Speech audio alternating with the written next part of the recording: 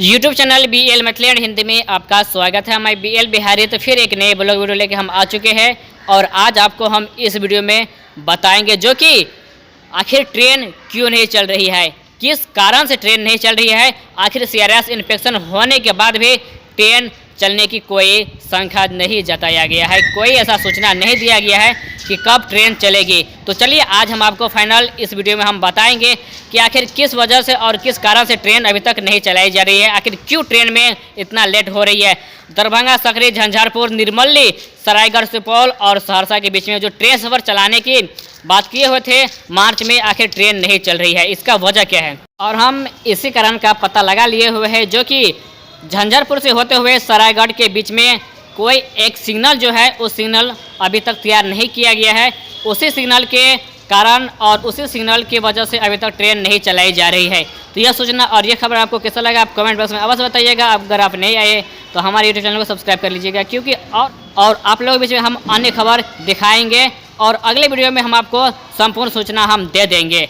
तो जो कि निर्मली, सरायगढ़ और तमोरिया या झंझारपुर के बीच में इस रूट में जो है, यानी कि सरायगढ़ से होते हुए झंझारपुर के बीच में कोई एक सिग्नल है जिसमें अभी तक काम नहीं किया गया है, वह सिग्नल फेल हो चुका है। अभी उसी में वायरिंग के काम चल रही है, सिग्नल जलाने के काम चल रही है और सिग्नल तैयारी करने के काम हो रहा है। और वह सिग्नल कौन सा है वह हम आपको दिखाएंगे और बताएंगे, जो कि अपने YouTube चैनल के माध्यम से हम आपको सारे इन्फॉर्मेशन हम दे देंगे। आप अगले वीडियो का इंतजार कीजिए और वह कौन सा सिग्नल है और वह कौन सा रेलवे स्टेशन है, कौन सा रेलवे हाल्ट है और कहाँ पर यह सिग्नल का काम नहीं किया गया है अभी तक। इस काम की वजह से, यानी कि एक सिग्नल की वजह से संपूर्ण दरभंगा, सहरसा तक ट्रेन बाधित पाया गया है और इस सिग्नल की वजह से अभी तक ट्रेन नहीं चलाया जा रहा है। तो यह सिग्नल जब तक तैयार नहीं होगा, जब तक इसमें संपूर्ण लाइट नहीं जलेगी, तब तक ट्रेन नहीं चलाई जाएगी।